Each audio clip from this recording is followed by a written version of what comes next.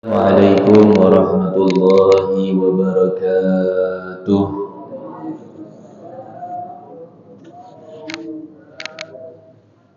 Alhamdulillah. Alhamdulillahi rabbil alamin. Allahumma salli wa sallim ala sayyidina Muhammadin wa ashghil adh-dhalimina bil-zalimin wa akhrijna min bainihim salimin wa ala alihi wa sahbihi ajma'in wa la hawla wa la quwwata illa billahil aliyyil azim. Rabbi shrah li sadri wa yassir li amri wa hlul 'uqdatam min lisani yafqahu qawli wa saddid lisani wa hdi qalbi bihaqi nabika sayyidina Muhammadin sallallahu alaihi wa sahbihi wa sallam. نوينا الاجتماع والانتفاع كما اندفع أهلنا نوينا التعلم والتعليم والتذكر والتذكير والنفع والاندفاع والإفادة والاستفادة والحث على تمسك بكتاب الله تعالى وسنة رسوله صلى الله عليه وصحبه وسلم والاتباع بالأسلاف والدعاء إلى الهدى والدلالة على الخير ابتغاء وجه الله مرضاته. Subhanallah, alhamdulillah, wa la ilaha illallah, wallahu akbar. Adada kulli harfin kutiba wa yuktabu abadal abidin wa dahrad dahirin. Allahumma ya man huwa fi uluwi kain, ya man huwa fi fili hamid, ya man huwa fi majdihi matin. Allahumma akrimna binuril fahmi wal hifd warzuqna al-hikmata wal aql wa akhrijna min zulumati wahmi ila nur. وارزقنا فهم النبيين وحفظ المرسلين وإلحام الملائكة المقربين. ربي زدنا علما وفهما وعقلا يا أكرم الأكرمين بحق سيدنا محمد خاتم الأنبياء والمرسلين يا أرحم الراحمين. اللهم يا فتاح يا عليم يا فتاح يا عليم يا فتاح يا عليم افتح علينا فتحا قريبا برحمتك يا أرحم الراحمين. اللهم لا سهل إلا ما جعلته سهلا وأنت تجعل الحزن إذا شئت سهلا. اللهم سهل لنا حفظ العلوم وهب لنا واسعة الفهوم بجاه نبيك المعصوم صلى الله عليه وصحبه وسلم. اللهم أغننا بالعلم وزينا بالحلم وأكرمنا بالتقوى وجملنا بالعافية يا أرحم الراحمين. اللهم ارزقنا علما لدني والمشرب الصافي الهني يا وهاب يا غني. صلى الله على سيدنا محمد نبي الأمي وعلى آله وصحبه وسلم والحمد لله رب العالمين. أما بعد. Alhamdulillah, segala puji bagi Allah Subhanahu wa taala yang masih memberikan kita umur yang panjang dalam keadaan sehat wal afiat, sehingga masih diizinkan oleh Allah Subhanahu wa taala kembali kita duduk berkumpul guna untuk menjalankan perintah Allah Subhanahu wa taala, yakni melaksanakan salat maghrib secara berjamaah dan dilanjutkan setelahnya mengambil ilmunya baginda Nabi besar Muhammad sallallahu alaihi wasallam. Mudah-mudahan seluruh amal ibadah kita diterima oleh Allah Subhanahu wa taala dan kelak nantinya kita dimasukkan syurga bersama dengan baginda Nabi besar Muhammad sallallahu alaihi wasallam. Amin Allahumma amin ya rabbal alamin. Ma'asyiral hadirin rahimani wa rahimakumullah. Tidak terasa pada malam hari ini kita sudah berada pada malam yang ke-22 daripada bulan Rajab. Fa insyaallah malam Senin yang akan datang itu kita berada pada tanggal 27 Rajab, atau tepat pada hari peringatan Isra wal Mi'rajnya baginda Nabi besar Muhammad sallallahu alaihi wasallam. Maka seperti yang Al-Faqir sudah sampaikan kemarin, dari tanggal 1 sampai tanggal 10 itu ada anjuran wirid-wirid yang dibaca. Dari tanggal 1 sampai tanggal 10 itu kita baca Subhanallahil Hayyul Qayyum. Dari tanggal 11 sampai tanggal 20 itu kita baca Subhanallahil Ahadus Samad. Semalam itu kita sudah berpindah lagi dari bacaan wirid Subhanallahil Ahadus Samad menjadi subhanallah hirrauf. Ya, dari tanggal 21 sampai akhir daripada tanggal di bulan Rajab. Nah, jadi mulai semalam, malam ini dan seterusnya itu kita baca subhanallahir rauf. Ya, hitungannya tetap masih sama 100 kali. Ma'asyiral hadirin rahimani wa rahimakumullah. Pada hari Jumat yang akan datang, jadi besok lusa, ya, itu kita tepat berada pada hari Jumat terakhir bulan Rajab, ya, karena malam Senin itu kita sudah tanggal 27, berarti malam Selasa tanggal 28. Nah, malam Rabu itu juga kita berada di malam terakhir bulan Rajab. Kalau seandainya Rajabnya sampai 29. Tapi kalau seandainya Rajabnya sampai 30, maka berarti malam Kamis. Ya, makanya kayak kita jingok hilal. Ya, pengumuman daripada Kemenak. Mak mana keputusannya apa sudah muncul hilal atau belum. Tapi yang jelas malam Rabu terakhir nanti, malam Rabu yang akan datang nanti itu adalah malam Rabu terakhirnya kita di bulan Rajab. Karena malam Rabu yang akan datang lagi kita sudah berada pada bulan Sya'ban. Mudah-mudahan Allah panjangkan umur kita, sehat afiat, sehingga kita bisa berjumpa pada bulan Sya'ban dan pada bulan Ramadan. Amin ya rabbal alamin.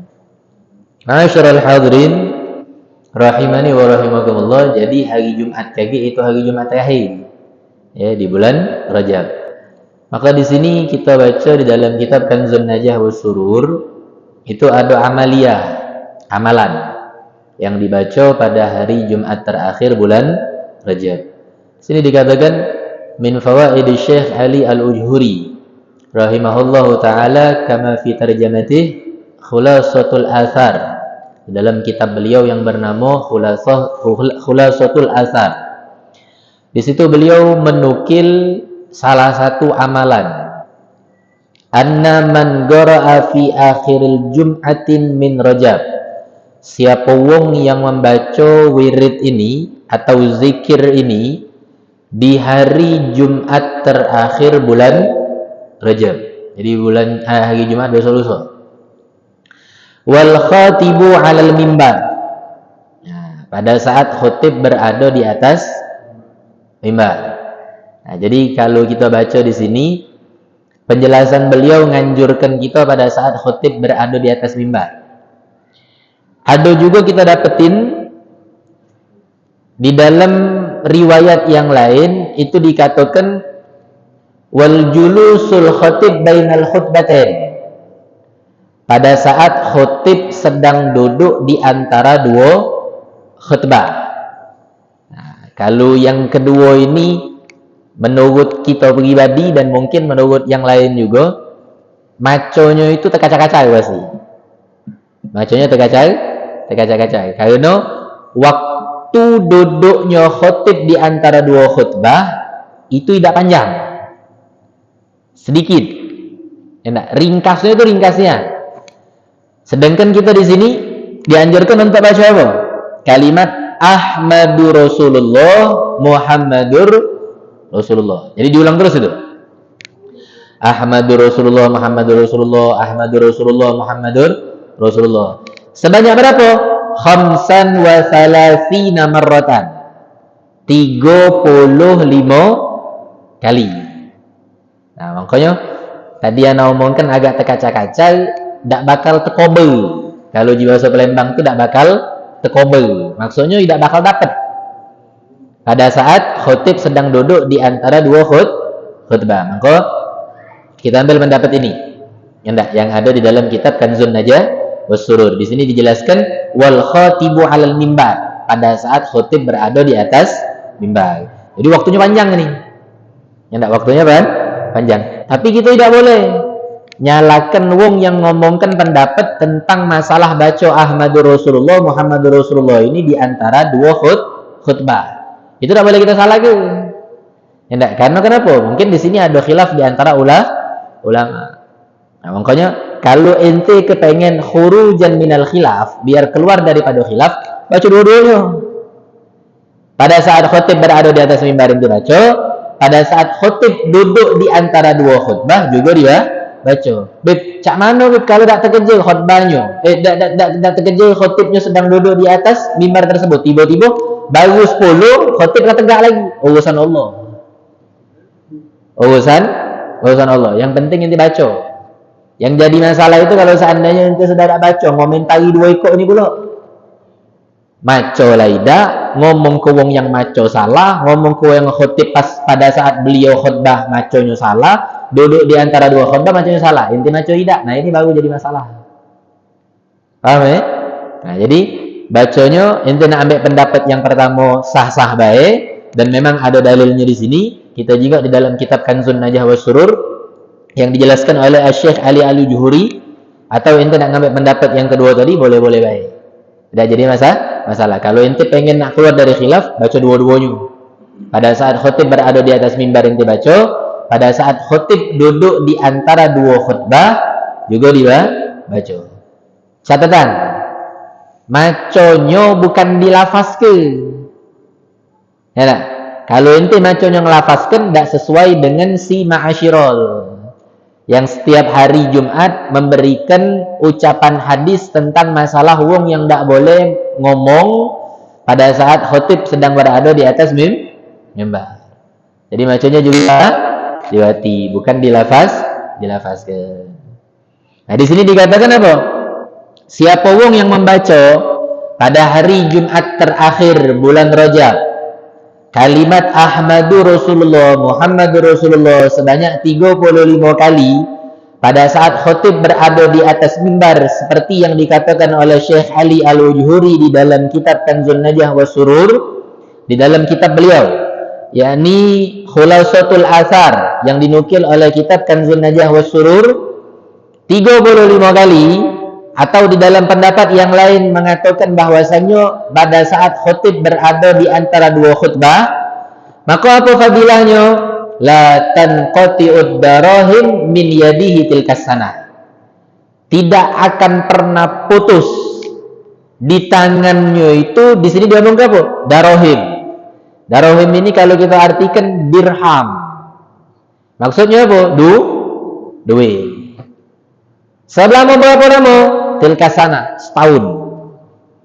Nah, dan ini masyaallah ikhwan, Masya Allah, begitu banyak orang yang ngamalkan ini ngaso memang. Ya enggak? Makanya pas ketika hari Jumat itu jangan tidur. Khutib itu didengar. Jangan cuman pas Jumat hari terakhir bulan Rajab ente tahan tak tidur. Ya enggak? Berarti ini namanya ada kendaknya itu. Usahakan setiap Jumat itu jangan tidur. Dengarkan khutib itu berkhutbah. Lo malaikat yang penjaga pintu di setiap masjid mencatat daripada semua amal-amal wong yang datang paling cepat, amal wong datang pertengahan, amal wong datang terakhiran.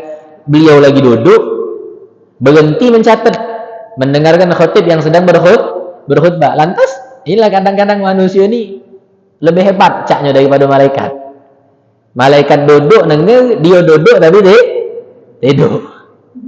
Tapi tak nyalakannya. Di hari Jumat itu memang syaitan itu memang benar-benar ngentoli mata manusia. Khususnya yang melaksanakan salat Jumat. Tidur tu nyenyak nian dulu. Ya tak? Masya Allah nian. Padahal antara khutbah itu tidak lama. Sedangkan dia paling lama-lama kalau orang khutibnya lama itu setengah jam. Paling mentok-mentok nak tagak 1 jam. Kalau pula itu 1 jam, tapi terlalu kelamaan itu. Kalau orang yang khutbah Jumatnya 1 jam. Ceramah dewek dah usah khutbah Jumat. Ya, karena kalau orang khutbah Jumat itu afdolnya bukan mempanjangkan khutbah. Tapi memanjangkan solat. Jadi khutbahnya ringkas-ringkas le. Macam Ustaz Jondi kemarin. Ya, atau Al-Fajir kalau pas ketika khutbah di sini galak menggunakan lughatul Arabiyah. Pakai bahasa Arab. Singkat dan memang waktunya juga tidak terlalu panjang dan kita manjangkannya ketika sholat Jumat. Ambil poin-poin yang terpenting.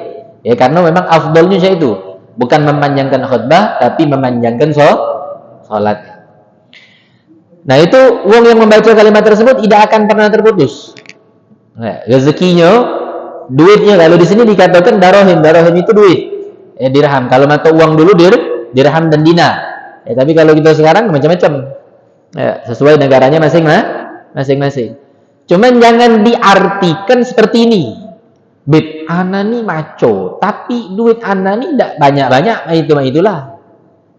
Yang dimaksudkan tidak terputus di situ, pada saat ente butuh ado. Dan tidak menjadikan sebab kita tahan minta maaf, berhutang. Apalagi waliyadzubillah min zalik sampai minta. Nah, yang dimaksud di situ tuh adalah itu. Jadi ketika kita membutuhkan ataupun tidak membutuhkan, baik banyak ataupun dikit, duit itu seakan-akan ada terus. Dan itu kadang kita tanpa kita sadari. Rezeki itu ada, dan subhanallah, pribadi pun kita juga merasakan manfaat daripada membaca kalimat Ahmadur Rasulullah, Muhammadur Rasulullah di hari Jumat terakhir bulan Rajab. Tapi kalau ente nak nyingok duit, ada terus 100.000, nah itu beja dulu begawinya. Maksudnya itu duitnya tuh ada macam. Walaupun sedikit tuh ada. Sepepet apapun lagi tuh rezekinya tetap tidak berkurang. Ada terus rezeki dari Allah Subhanahu wa taala itu. Dan ingat di sini juga bisa kita omongkan bahwasannya yang diomongkan di sini bukan cuma hanya dengan pundi-pundi uang. Tapi rezeki itu banyak. Sehatnya gitu, itu bisa termasuk rezeki. Bukan bisa lagi sebenarnya, itu sudah termasuk rezeki. Bernafasnya gitu, sehatnya gitu, dan lain sebagainya. Makanya di antara amalan juga yang dibaca setiap kita sholat itu, selesai daripada sholat, itu selalulah minta sama Allah Subhanahu wa taala, Allahumma inna nas'alukal afwa wal afiyah wal mu'afatad daimata fid dini wad dunya wal akhirah. Itu Masya Allah, minta selalu dijaga kesehatan oleh Allah Subhanahu wa ta'ala. Makanya mungkin sebab diantara yang Al-Fagir sadari pribadi, kenapa mereka orang itu, ulama-ulama gitu khususnya, jarang terkena sakit, jarang terkena daripada musibah, daripada anggota badannya ini itu segala macam. Itu kita jingok diantara doa yang tak pernah mereka tinggalkan pribadi, kita punya guru itu beliau selalu berdoa dengan doa Allahumma inna nas'alukal afwa wal afiyah. Apalagi kalau ngomong dulu itu. Ngomong dulu itu kalau minta doa itu tidak pernah dilepaskan itu. Karena maaf ngomong, percuma kalau umur panjang tidak sehat. Nah, jadi umur panjang kita perlu ke, sehat jauh lebih kita butuhkan. Karena kalau tidak sehat, ya kita jingok. Berapa banyak mereka orang yang kepengen untuk melaksanakan sebuah amaliyah kah itu atau ibadah kah itu, tapi Allah tidak menunjuk kesehatan. Nah, makanya bersyukurlah selalu dengan semua apapun nikmat yang diberikan oleh Allah Subhanahu wa taala, entah itu nikmat tersebut banyak atau nikmat tersebut dikit. Khususnya nikmat yang banyak. Wabil khusus nikmat yang Allah Subhanahu wa taala jadikan selalu kepada kita, nikmat Islam dan nikmat iman. Nah, ini yang tak katik harganya sama sekali nih, dengan apapun bandingannya tak katik yang baca. Islam itu bukan main, nikmat yang terbesar. Sudah Islam, beriman dulu. Udah komplit. Makanya minta selalu kita dengarkan doa-doa juga yang selalu dipanjatkan oleh mereka orang itu, tidak pernah tinggal minta ditetapkan Islam dan iman. Allah yarham kita punya nenek.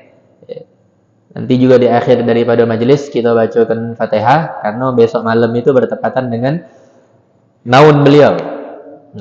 Haul kalau kita tuh haul daripada neneknya anak. Itu beliau waktu masih hidup, doanya bukan doa pakai bahasa Arab, tapi doa pakai bahasa Indonesia. Kalau ada orang yang datang, Masya Allah, kita dapetin dulu, kita punya nenek itu di rumah tidak pernah sepi.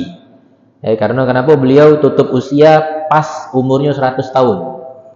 Jadi dari umur 80 itu kan kita udah punya kebiasaan itu. Kalau wong-wong yang muda sering mendatangi wong-wong yang tua, karena pengen minta keberkahan. Makanya kita dapetin waktu nenek kita masih hidup dulu di rumah itu tidak pernah sepi. Datang terus wong yang berziarah sama beliau, mengambil keberkahan atau tabarukan. Itu beliau tidak ada doa panjang-panjang. Ketika pas terakhir silaturahmi tersebut, pasti minta doa. Mereka yang berkunjung di rumah itu, gede kita panggil itu gede. Kalau bahasa wong habaib itu gede. Tapi ada juga bahasa dosen yang memanggil gede. Anak pernah terdengar itu, tidak tahu tapi dosen di mana kita lupa. Gede tutup dengan doa, minta doanya. Dia tidak ada minta doa panjang-panjang. Rabbana taqabbal minna, Rabbana atina. Itu bahasa Arabnya. Terus bahasa Indonesianya, ya Allah berikanlah beliau kesehatan serta afiat dan tetapkanlah Islam dan iman kepada beliau. Ternyata mahal memang benar-benar. Setelah kita ketahui di meranjak waktu besar, mondok, pesantren dan lain sebagainya, nikmat Islam dan iman itu tidak ada duanya. Karena itu nikmat yang paling besar, nikmat yang paling Masya Allah. Dan yang ketiga, nikmat yang terbesar juga adalah nikmat dijadikannya umat baginda Nabi Muhammad Sallallahu Alaihi Wasallam. Itu dah kata banding lagi itu sudah. Dah kita Islam, iman, umat Nabi Muhammad pula. Karena umat-umat dulu itu Islam beriman, tapi bukan kepada nabi-nabi, tidak seperti Nabi Muhammad. Ya, tidak nabi-nabi yang lain. Nah, kita dijadikan umatnya baginda Nabi Muhammad Sallallahu Alaihi Wasallam. Makanya kita minta sama-sama mudah-mudahan Allah berikan kita umur yang panjang, sehat, afiat sampai kepada bulan Sya'ban, bulannya Nabi Muhammad Sallallahu Alaihi Wasallam. Nah, jadi itu Nah, jadi jangan lupa di hari Jumat terakhir itu ada amalan. Ya, amalannya adalah di dalam kitab Kanzun Najah was Surur ini dijelaskan, beliau kata beliau, daripada faedah yang dikatakan oleh Syekh Ali Al-Juhuri di dalam kitabnya Khulasatul Athar, siapa wong yang membaca di Jumat terakhir bulan Rajab kalimat Ahmadu Rasulullah, Muhammadur Rasulullah pada saat khatib berada di atas mimbar atau pada saat khatib duduk di antara dua khutbah, maka wong tersebut akan mendapatkan selama 1 tahun penuh ke depan dia tidak akan terputus daripada duit. Mudah-mudahan Allah berikan taufik hidayah buat kita selalu dan inayah untuk bisa nantinya di hari Jumat untuk membaca kalimat Ahmadur Rasulullah dan Muhammadur Rasulullah. Ingatkan boleh kawan-kawan kita. Ya enggak, misal contoh kita kaget begawi atau kita ada tugas, mungkin tidak ada sholat di tempat kita asal atau sholatnya di tempat-tempat yang lain. Kasih tahu, anten-anten berjalan nak ke masjid. Nah, ente kasih tahu, dan itu dakwah buat ente. Ya, dakwah buat ente. Entah dia maco, entah dia tidak, wallahu a'lam, itu urusan Allah. Ya, enggak, pacaknya maco atau pacaknya atau tidak pacaknya dia maco, itu hidayah murni datang dari Allah.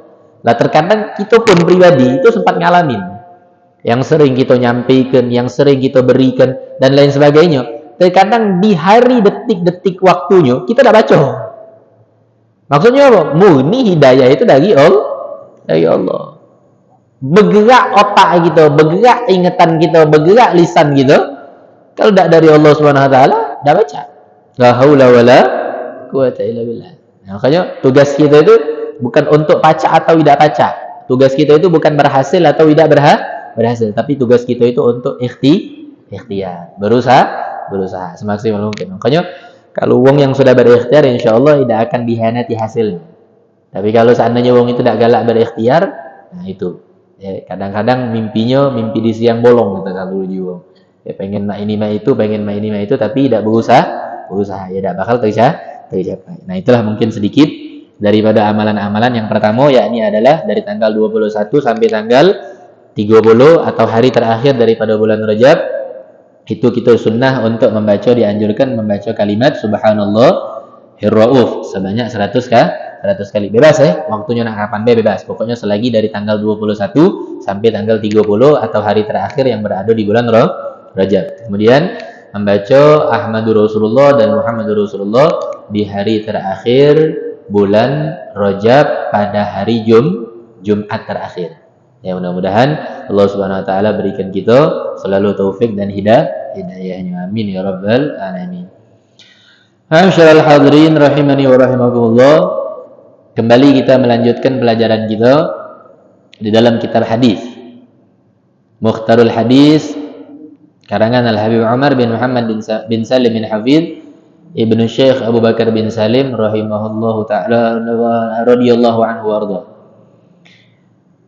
Sampailah kita kemarin masih dalam haknya muslim terhadap muslim lainnya, masih nomor 1, yakni adalah raddut tahiyah, menjawab salam. Sampailah kita di dalam pembahasan tentang minggu yang lalu hukum mengucap atau menjawab salam dari wong yang bukan mahram. Ya, bukan muhrim bukan muhrim, tapi bukan mahram. Ya, ini adalah terbagi menjadi 2. Kalau seandainya hukumnya tersebut terbebas daripada fitnah, maka tidak jadi masalah. Tapi kalau seandainya bakal timbul fitnah, maka tidak usah diucapkan. Ya, atau contoh seperti wongnya sudah tua, tua renta, kakek-kakek atau nenek-nenek. Yang jelas di situ adalah terbebas daripada fitnahnya hawa nafsu, fitnah daripada bujukan rayu syaitan. Untuk mengucapkan atau menjawab salam kepada wanita atau laki-laki yang bukan mahram kepada wong yang tua tidak jadi masalah. Tapi kalau seandainya kepada wong yang bakal timbul fitnah atau bakal timbul syahwat, timbul hawa nafsu dan lain sebagainya, lebih baik tidak usah. Lewat be, nak lewat be, nak dikatakan sombong lajulah. Enggak, atau kita sapa be, apa kabar macam itu kan? Tidak usah nak diucapkan salam dan lain sebagainya. Walaupun juga minta maaf, kalau seandainya juga kita nak mengucapkan kalimat seperti itu, apa kabar dan lain sebagainya, kalau ujung-ujungnya bakal timbul fitnah juga, mending enggak usah diucapin. Seperti yang saat minggu lalu kan kita sampaikan, jalannya di tempat yang gelap, tempat yang sepi, cuman ente sama betina itu berdua. Enggak, wong yang lain dari jauh, meski ente mengucapkan kalimat yang thayyibah, kalimat yang baik, wong bakal menilainya bencekrama dengan hal yang tidak baik itu pasti. Karena kenapa? Bersepi-sepian dengan wanita atau laki-laki yang bukan mahram. Makanya dijingok suasana. Kalau seandainya situasi dan kondisinya itu sikon, ya, situasi dan kondisi memang memungkinkan tidak jadi masalah. Tapi kalau seandainya situasi dan kondisinya itu tidak ada memungkinkan, mending ente jalan be nunduk selesai. Tidak usah perlu basa-basi ini dari itu. Atau kondisinya ramai, ya seperti yang kita sampaikan pertemuan lalu, kondisinya ramai. Atau betinonya ramai, lanangnya siko. Nah, itu tidak jadi masalah. Ya, tapi yang lebih aman adalah ketimbang daripada betino ramai lanang siko, itu masih lebih aman ini daripada laki-lakinya ramai, betinonya siko. Karena lebih fitnahnya kalau lanangnya rame betinanya siko, nah itu lebih fitnahnya bukan main.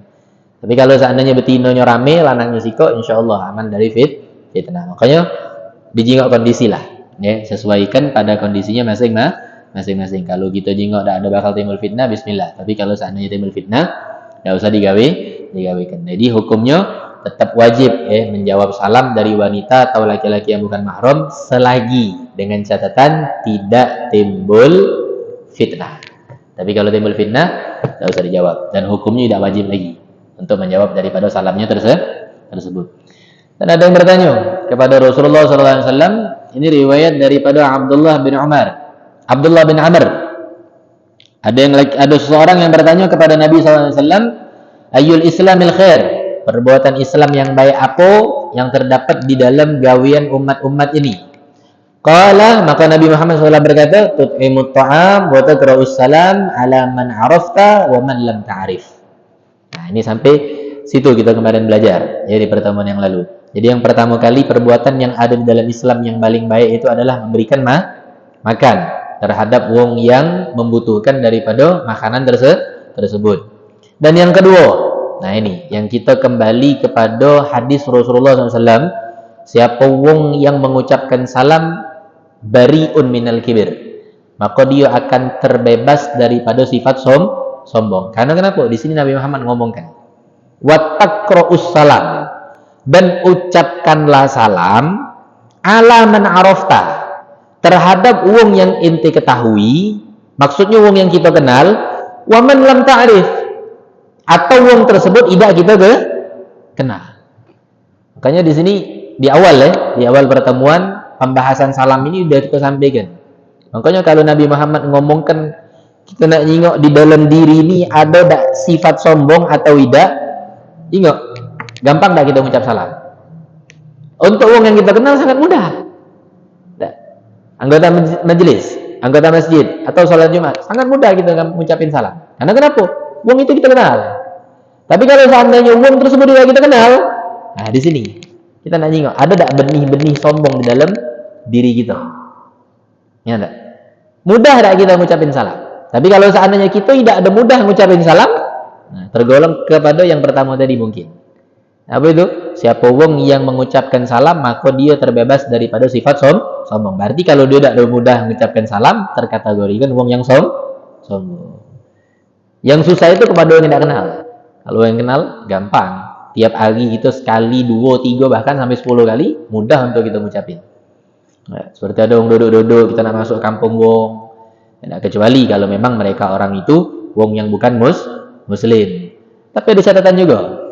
Kalau seandainya contoh misal, kita udah biasa ngucapin salam sama wong tersebut, tapi wong ini kalau kita ucapkan dan kita udah tahu dengan catatan, kita udah tahu.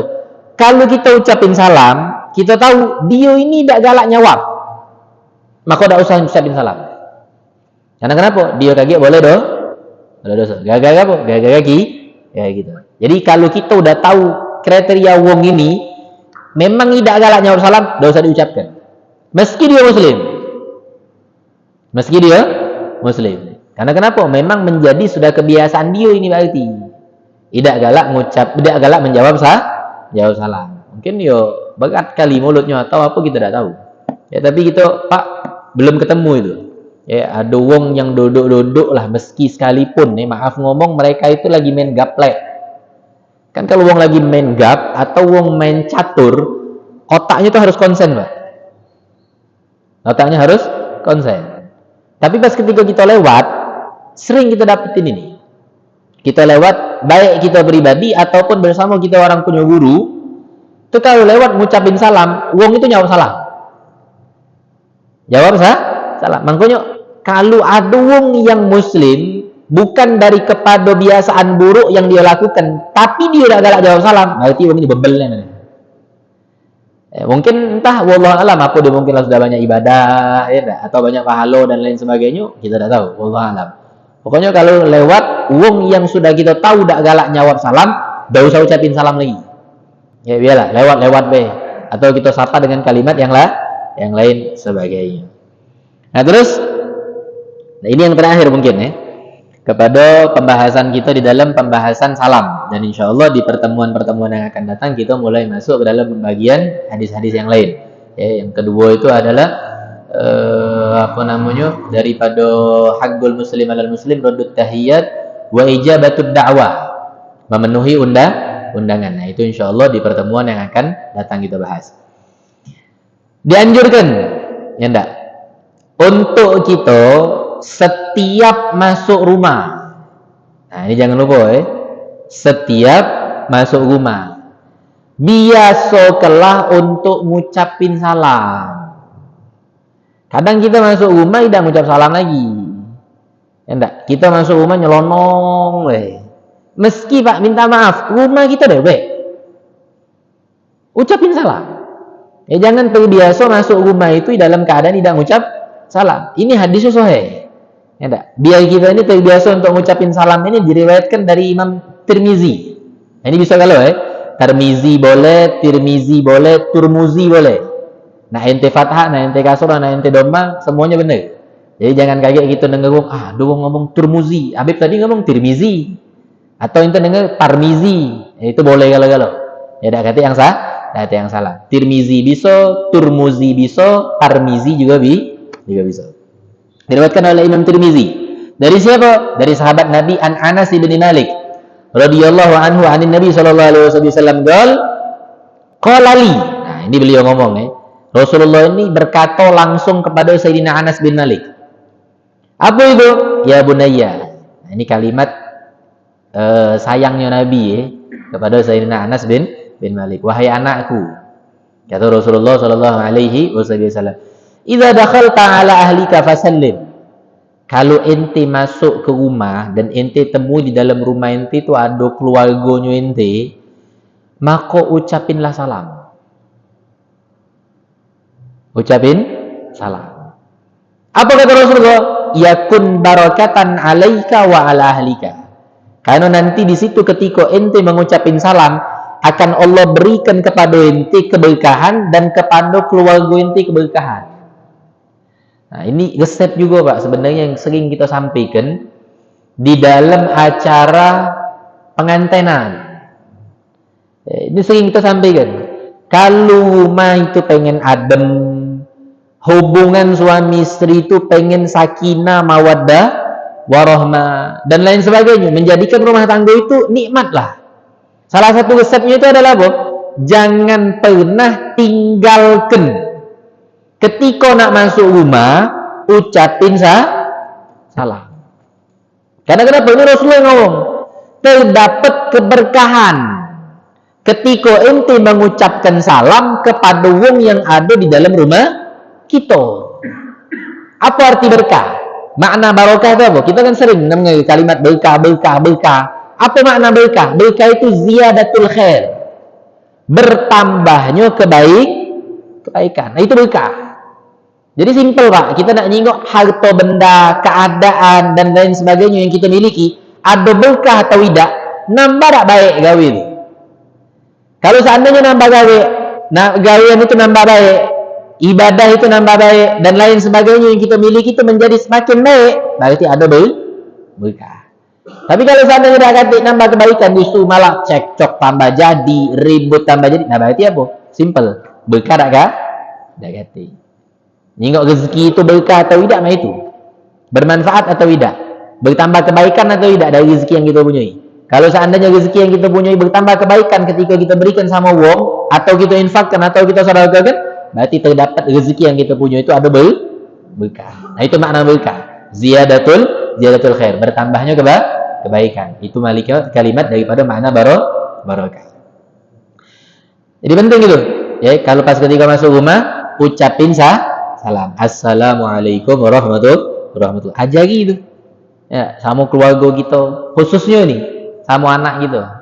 Itu Pak, murni kita rasakan itu pendidikan dari kita punya orang tua. Sampai detik ini kita masuk rumah itu kalau tidak ngucapin salam kena marah Umi. Dari kecil itu, hatta kita cuma nak ke warung, dua yang Umi pesanin sama kita, jangan pernah tidak izin keluar walaupun cuma ke warung. Dan jangan pernah keluar rumah atau masuk rumah tidak mengucapin salam. Sampai terbesak ini itu kita terbiasa.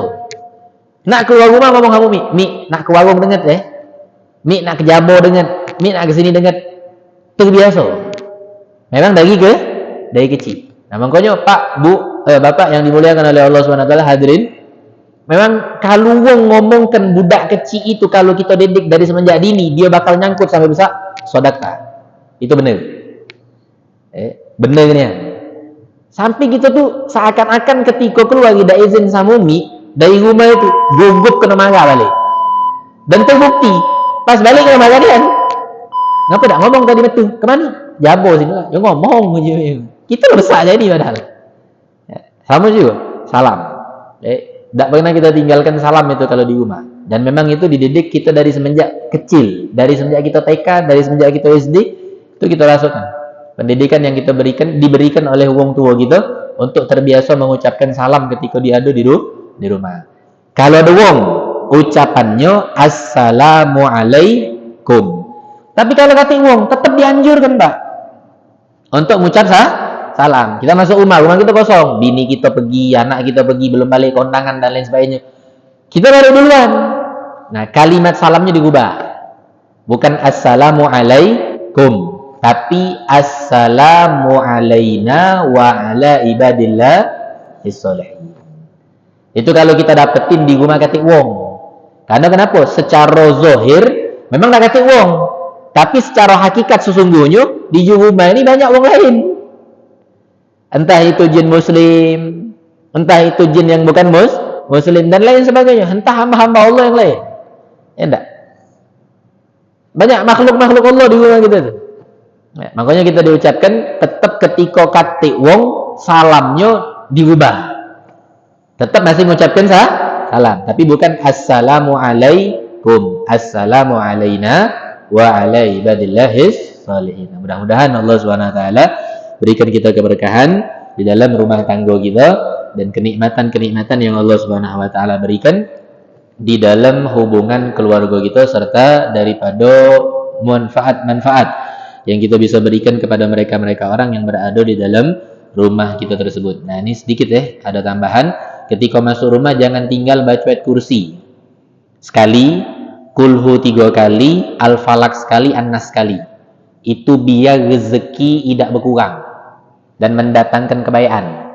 Jadi masuk rumah sudah assalamualaikum warahmatullahi, atau kati uang baca assalamualaikum warahmatullahi wabarakatuh. Pertama baca ayat kursi sekali, kulhu 3 kali, al-falak sekali, sama an-nas sekali. Itu biar rezeki datang terus ke rumah kita.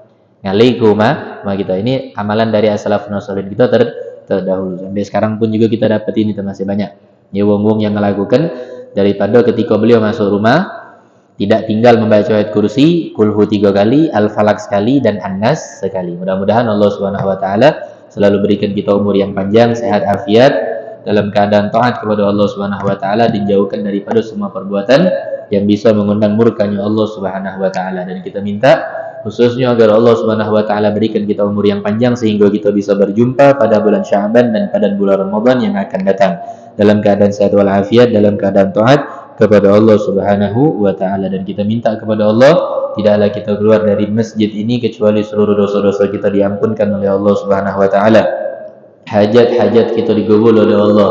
Yang sakit di antara kita maupun yang sakit di antara keluarga kita diberikan kesembuhan oleh Allah Subhanahu wa taala. Setiap permasalahan hidup yang sedang kita hadapi diberikan jalan keluar oleh Allah, dan kita minta agar kita selalu diberikan istiqamah, taufik dan hidayah serta inayah untuk menjalankan semua perintah-perintah Allah hingga akhir hayat nanti kita diwafatkan dalam keadaan husnul khatimah, dan diizinkan lisan kita semua untuk bisa mengucapkan kalimat la ilaha illallah Muhammadur Rasulullah sallallahu alaihi wasallam. Dan kita minta kepada Allah sebagaimana di dunia kita dikumpulkan dengan wong-wong yang soleh, dikumpulkan dengan wong yang kita cintai, dikumpulkan dengan wong yang kita sayangi, kelak nanti di akhirat kita kembali dikumpulkan bersama mereka semua di dalam satu syurga yang bersama dengan baginda Nabi besar Muhammad sallallahu alaihi wasallam. Amin Allahumma amin ya rabbal alamin. Allahumma barik lana fi Rajab Sya'ban wa ballighna Ramadan. Allahumma barik lana fi Rajab Sya'ban wa ballighna Ramadan. Allahumma barik lana fi Rajab Sya'ban wa ballighna Ramadan. Wa inna 'ala siyam wal qiyam wa tilawatil Qur'an واحفظنا من الذنوب والآثام وارزقنا حسن الختام برحمتك يا أرحم الراحمين. اللهم يا محول الأحوال حول حالنا والمسلمين إلى حسن الحال بحق مولى بلال بحق هؤلاء الرجال. اللهم اهدنا بهداك واجعلنا ممن يسارع في رضاك ولا تولنا وليا سواك ولا تجعلنا ممن خلف أمرك وعصاك وحسبنا الله ونعم الوكيل ولا حول ولا قوة إلا بالله العلي العظيم. صلى الله على سيدنا محمد النبي الأمي وعلى آله وصحبه وسلم والحمد لله رب العالمين. السلام عليكم ورحمة الله وبركاته.